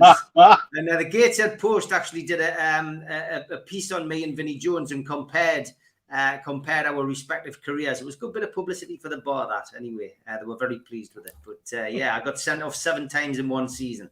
But I was playing for 3 different teams at the time. It's typical of the papers. Not giving you the complete facts, but yeah, that was a bit of publicity back in the day. As always, as I say, we've always got plenty to get through. We've got 35 minutes left on the show. No Elliot Slessor this week. I've got to be honest, it's the one thing that I've forgotten to troll the internet for.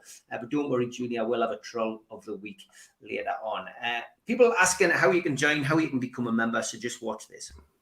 We still do 7 NUFC Matters show a week for free. But if you want to help support NUFC Matters, then there are a few ways of doing it. Hit the like button on each live broadcast and video. This helps the channel grow. Hit the subscribe button and select the all notifications bell so you don't miss a single show. If you want to help us financially, then you can join the channel using this button with the membership starting at $1.99 a month. Or you can drop us a donation in the chat using a super sticker. We're also looking for sponsors. If you'd like your brand advertised on the flyers for the show and featured during the ad break, then email john@nufcmatters.com to arrange today. And don't forget, if you're watching on your mobile phone, just click memberships and that does the same job. Okay, bring on the dogs.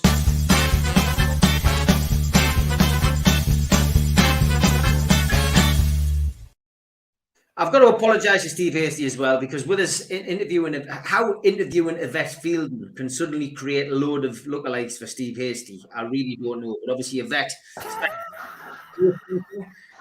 So this week, I knew as soon as I'd opened my mouth what would happen. And there we go. Friday lookalike. Guess who's ready for the ghost hunt? Steve Hasty. It doesn't actually say that.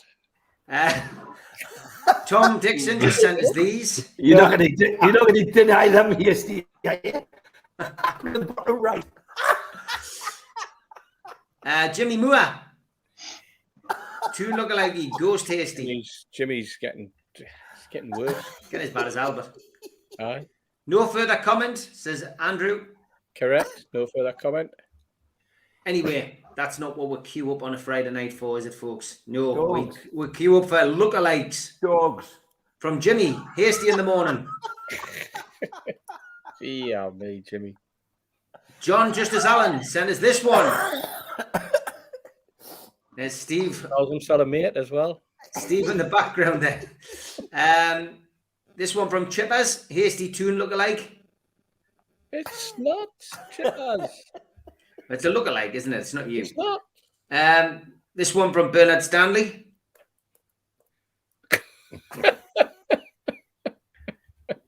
Bizarre, that one. That's all I'll say about that, Steve. Nature is amazing. Keith Patterson. Great one, that.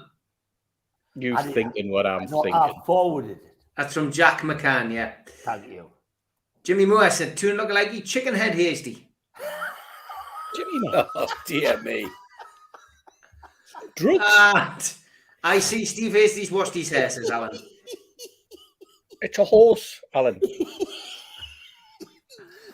Craig White, now then Hasty.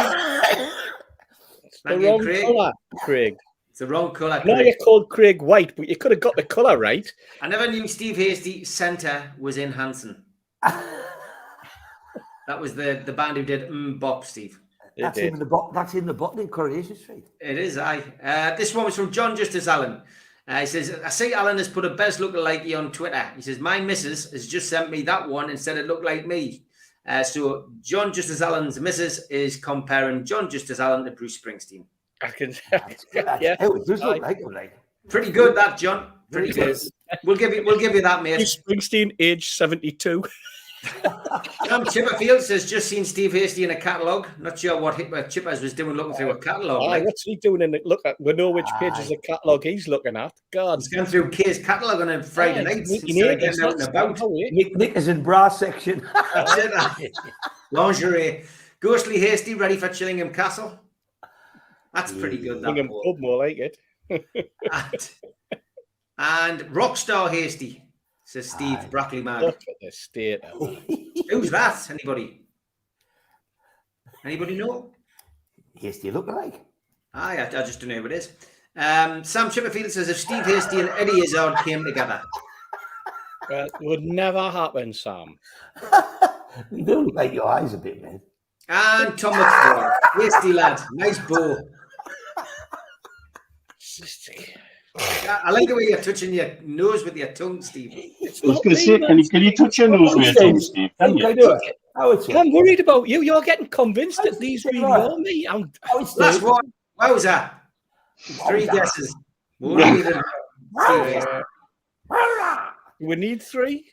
Not really. Oh, no, we didn't have a couple more. Stuck watching the Teletubbies with my little one, and I couldn't believe my eyes when special guest Steve Hasty appeared on the show. Who's your favourite, Steve? Tinky Winky, Dipsy, Lala, or Pro? Now, that is pretty good, by the way. That's got a bit of a look at you, Steve. The hair's a bit too long. Yeah. Paul Whitfield sent this. Groundbreaking news. Looks more like Hasty. It's all bad. Somebody in a pit. Yeah. This was from Mitch. Steve, guess who? Now, you've got to turn that way. That does look like Spencer. I must. I think that does look like you. That looks like Spencer. All right.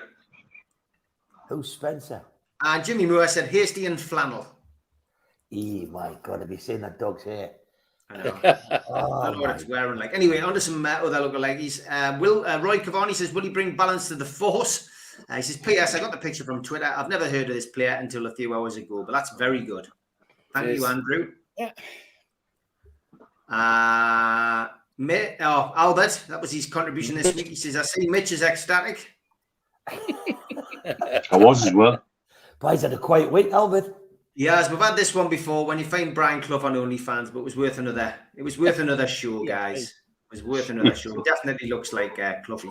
Harry Kane and some dodgy 90s wrestler. Again, I've seen that before, but nice to go back ugly camel sometimes and have a look. Lionel Messi and McAllister. I've never really seen that one, Tom, but it's vague, I would say, that one. There's a couple of better ones you've sent. Paul Pogba and Arlian Tushmini. Who? Yes. Tushmini. You love it when I have to pronounce these names. How do you get that last word to say Tushmini? Well, what is it, Keith? Tush is Tush. Tush. What's that then? What is it? Houdini. Well, there's about 7 letters where you've got Tush. I think it's Shuamini. But I could be wrong on that. Anyway, it's not a bad lookalike. I think it's pronounced Paul Pogba. Yeah. Let's go in the Klingon. We've had that one before, Tom, but that's a different version of it. And that was a good one from Stephen Kennedy. A rare photo of the Oasis reunion. That is good. That is clever, that, Stephen. Yeah, it is a good one, that. Thank you, Stephen. He also sent us this one, a rare photo of young Steve Bruce. At least he had a purpose then. That's him turning the TV on. And somebody sent us this. It's, you're welcome, mate, says Greg. Casper, seeing is believing. I think you were supposed to put Steve Hasty in there, Greg, not me. Nice, yeah.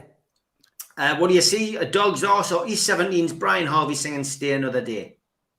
Definitely. That's very good, that, like, Paul. I just wonder how you ever came to the conclusion, that was, we'll leave it there. Van der Berg and Joe Hart and James. A little bit. Someone sent us this from Tynemouth Market. It vaguely looks like me, apparently, because it looks like my head on the top of the Angel of the North. It's nice to see Steve Bruce enjoying the lovely weather. Thanks, Brendan. And the winner this week, we like to go with accurate lookalikes, and it's not a dog. I found my first George lookalike. Thought I'd plant this in your head. God. Hooray, I've made it. Again, there we go. Keep your lookalikes coming in, especially the dogs. They're not banned anymore.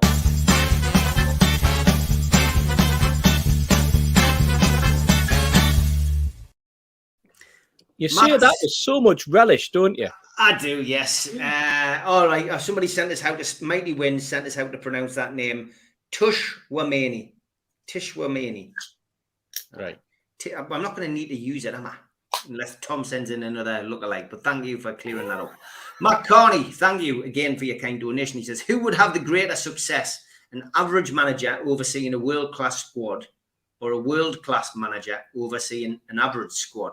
Well, that's a good question, Keith. We'll finish off on this, I think, by the looks of it. But who would have the greater success? An average manager overseeing a world-class squad or a world-class manager overseeing an average squad? I guess the way you answer that question is determine what Eddie Howe is. Yeah, the easiest way to answer that is to say, if 9 players played against Man United were under Steve Bruce, that might answer that question. Because if you put a good way of looking at it. If you put a dipstick in charge of some proper players, and he never ever sees the benefit in them, and you only need to look at Longstaff, Joe Linton, Murphy, Shah, Almiron, and if you look at what he did with them and what Eddie Howe's doing with them, I suppose the answer comes that the world class manager with the average squad will beat the shite manager with a good squad. I think that's nailed on. George? Yeah, that's absolutely right. And good example by Keith. I'll give you another one from me. That's why England have never won a big trophy. Yeah. Because they've got a very ordinary manager with a good group of lads, in my view. And because they hang on to Southgate and they hope he'll do something, will never win a major trophy, in my view. He's just that little bit short of being a top guy. Until the FA discover that, we're going to be second best for a long time, in my opinion. So yeah, I'd always go for the class manager anytime. I mean, look at the fuss when Rafa decided to come to us. We went into the Championship. All the pundits are saying, "Oh, he's not used to the Championship. He'll not be able to do this. He'll not be able to do that. He'll not be able to do the other." He got one back up on a shoestring without any problem at all, and that's because he knew his football.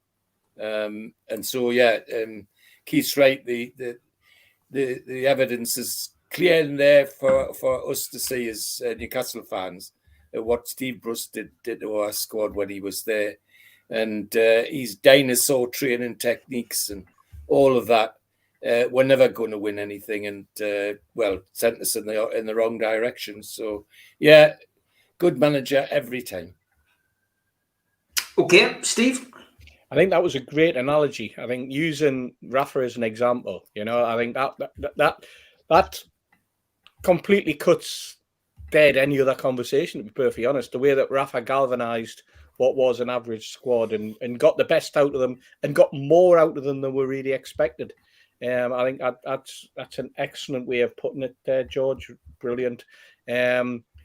Most world-class managers only have world-class squads, however.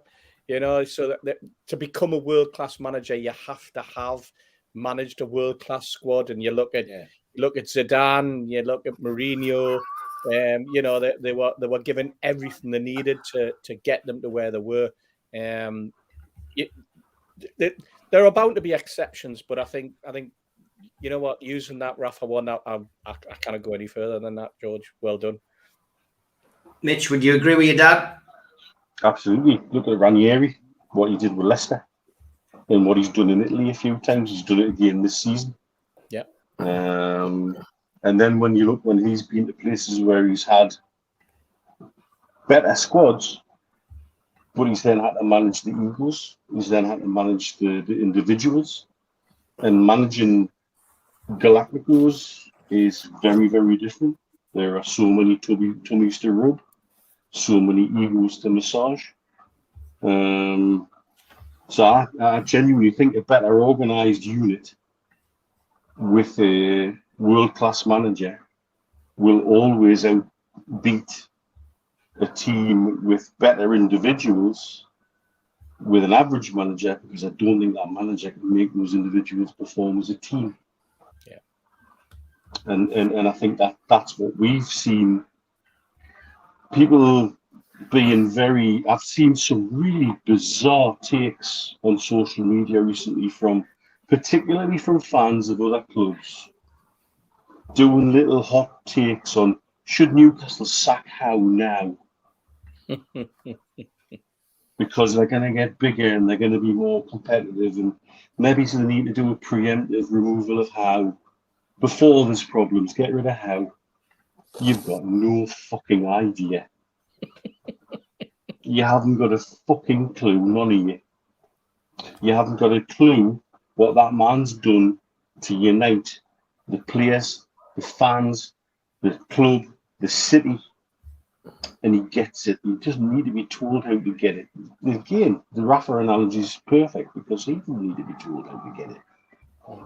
But what Howe's done is still under-recognised, particularly by fans of other clubs. Fans at Villa who tell you they've got every, he was your first choice. No, he never was. The agents wanted that to get him a new contract at Villarreal, and they were successful with that.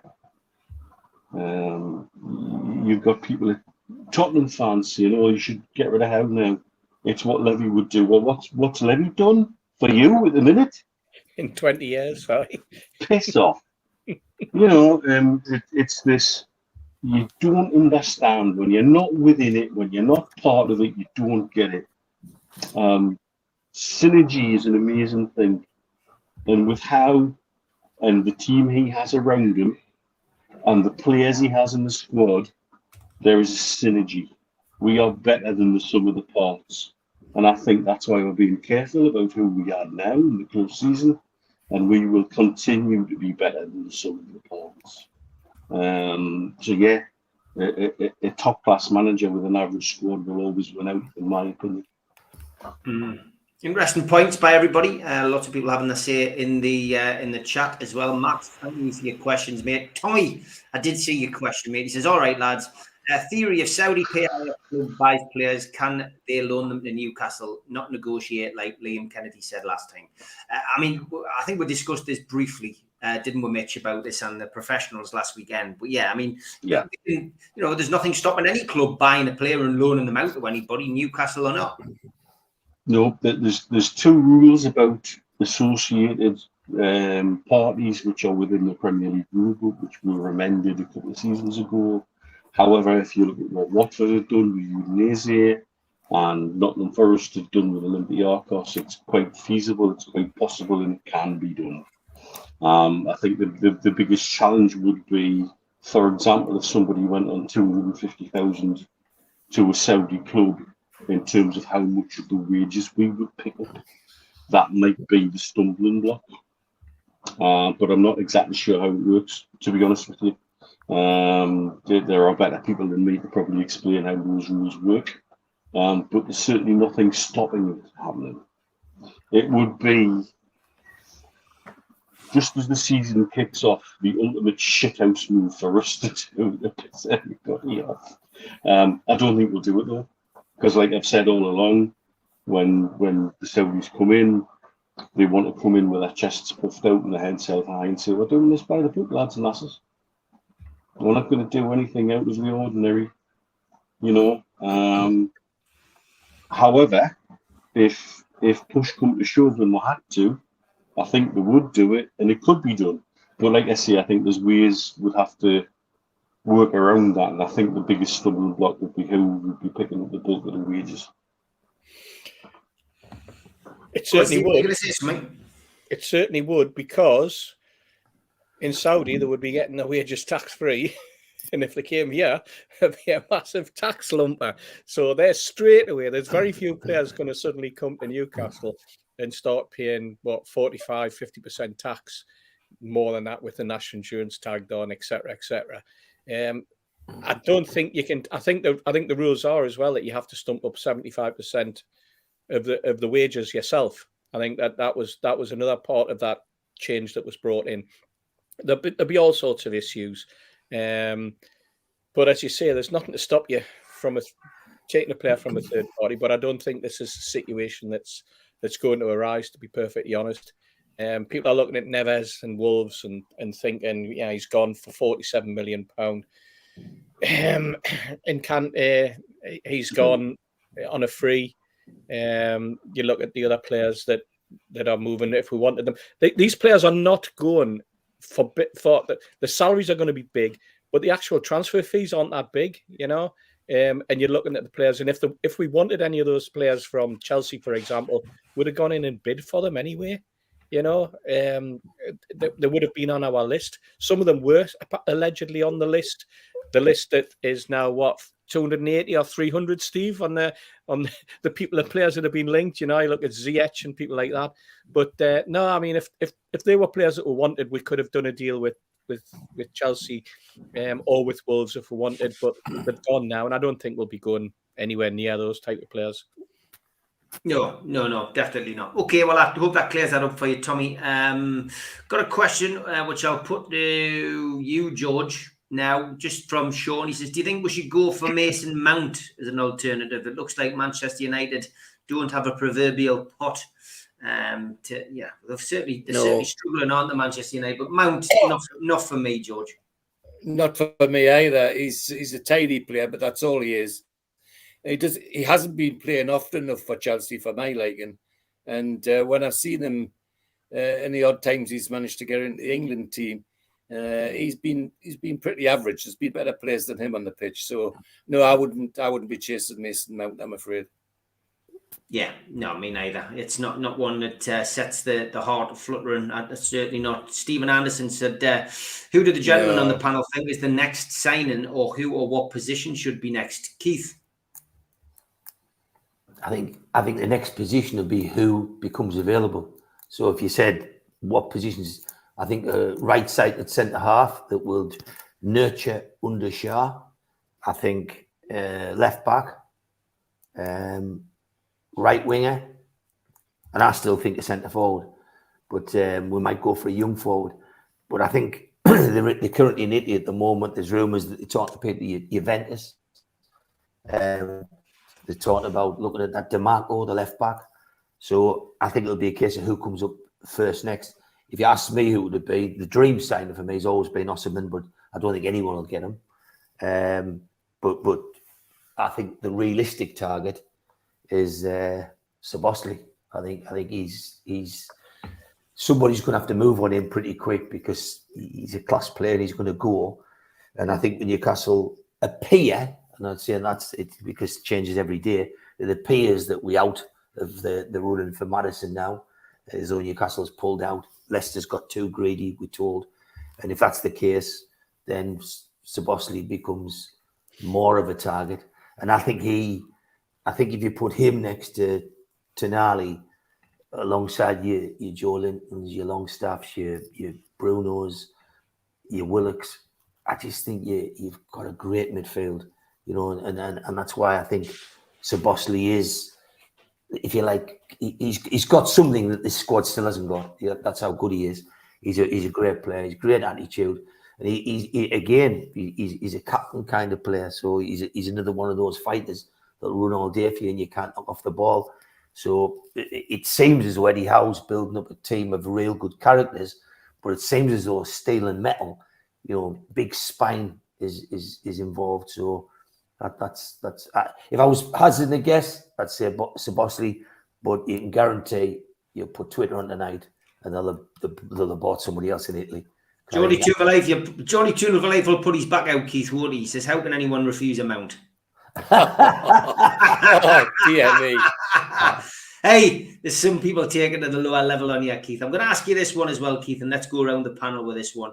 Alan Thompson asked a great question earlier on. I saved it. He goes, not one pundit thinks we will make it in the top 4 next year. Do you agree? And if not, why and your reasons? It's a bit early, I guess, to be putting our predictions in because we don't know where we're at, who we've got, etc. I guess it can only come down to gut instinct at the moment, Keith. But with the addition of European football next year, we know it's going to be tough and we're going to need a bit of luck. This isn't your prediction for next season. Just what's your gut giving you answer to that question now? I wish I was as certain to get the curly perm as I was getting the top 4 next year.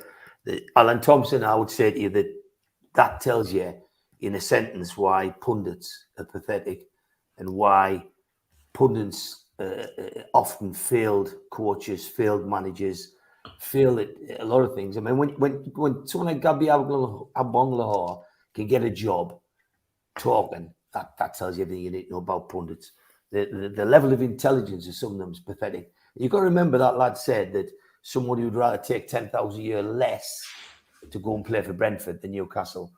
Well, he wants to go and talk to Tonali, doesn't he? But for me, I think Newcastle will be in the top 4 for the next 5 years. And I think Newcastle finished in 4th this year, and I think they'll finish higher next. Okay, George? Yeah, me too. People, when we're going to places this year, people are thinking of Norway, and that with the addition of different players in the squad, gives Eddie Howe the chance to mix it up a little bit and surprise them again.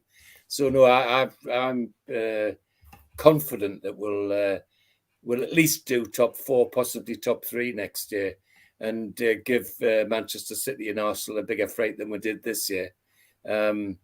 And why else would people like Neville be screaming, ban them this, ban them that?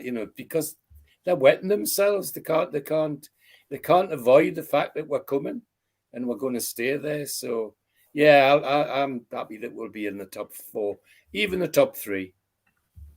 Okay, Mitch, lots of positivity. Are you going to continue? There's a massive assumptions there. They're assuming Tottenham will be better next year. They're assuming Liverpool will be better next year. They're assuming Chelsea will be better next year. They're assuming Man United will remain at least at the same level as we are next year. All of them are still hamstrung by different things. They're assuming Arsenal will remain at the level that they are at this next year. And then after that, they're assuming that the Champions League campaign will take its drain on us. They're assuming that we're not going to go on a Carabao Cup or an FA Cup. They're assuming that we're not going to strengthen because we've only got like a 2 pence and a 10 pence mix up with a pay-per-click budget. There's a lot of assumptions there, and when you assume it's classic, you make an ass out of me and you. Nobody knows. We have everything in our own hands still. We have absolutely nothing to lose. We are way ahead of schedule. We take everything that we have extra next season as a free hit. It's an absolute free hit. And it's quite clear that Saudi Arabia want to disrupt the whole entire world of football. What better way than to make absolutely sure that Newcastle United are in and around the top 4 again next season. They're not taking a Champions League spot yet again. So let them assume. Let us just deal with reality. Steve? Let's face it, this is a club with ambition. This is a board with ambition. This is a board with expectation as well. And they're not going out and buying these players to finish 7th or 8th. They're going out and they're buying these players on the understanding that they want to be challenging for top 4 and they want to be in the top 4, probably as a bare minimum next season. You mentioned a few clubs there. Liverpool have bought 1 player so far. Manchester United haven't bought anyone. Man City are losing players. And yes, people are presuming they're going to buy Rice, but he's going to go to either there or Arsenal. but last season they were buying the likes of Phillips, and didn't even get a game. They're talking about losing some of their younger players as well, from the periphery of the squad. I see Dortmund are after Cole Palmer, and so there's big changes afoot at the top of the league.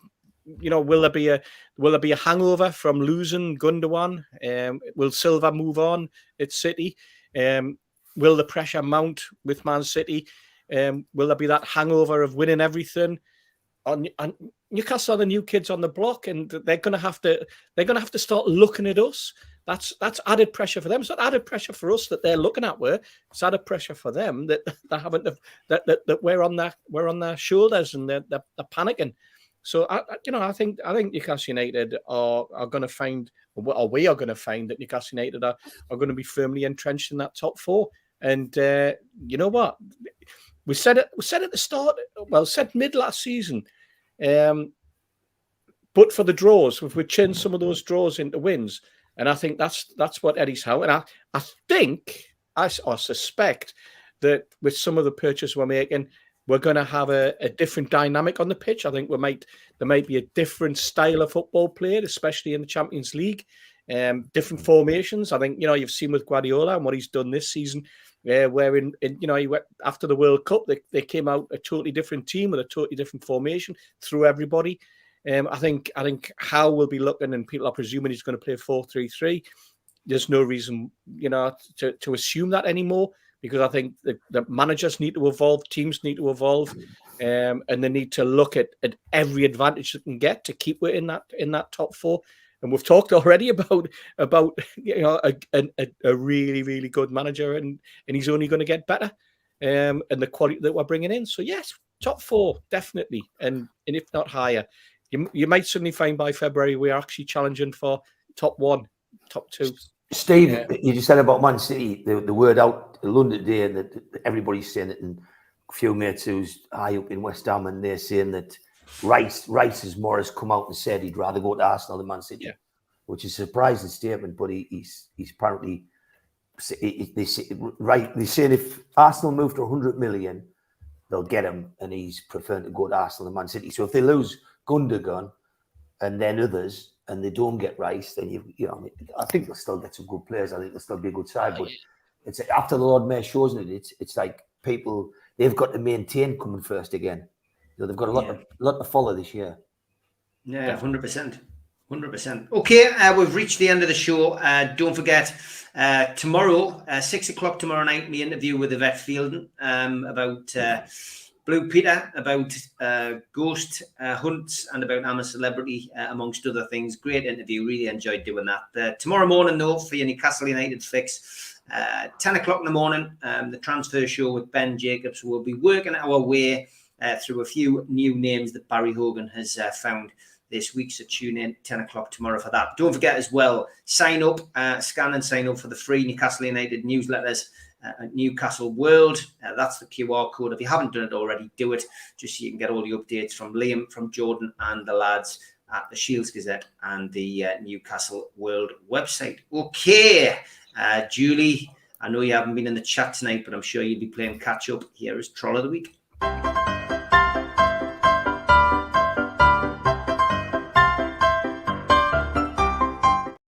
You notice underneath videos on YouTube that you can comment, and I've got to be honest, I do read most of them, but sometimes they go missing or they disappear. This one thankfully didn't, so we could feature it today. FTM, Red and White Army, Steve Wraith is a puff. Brilliant. What? I know, but why do you not tell us something we don't know? Thank you, Rachel Metcalf. What a wonderful tweet. You made it. You're famous. And it means we can play the cat.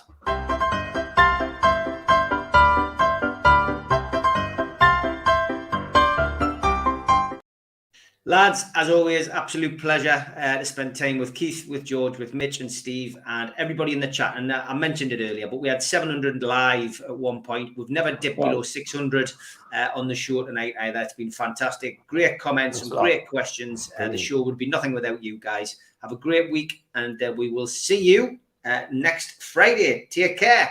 See you later. Thank you.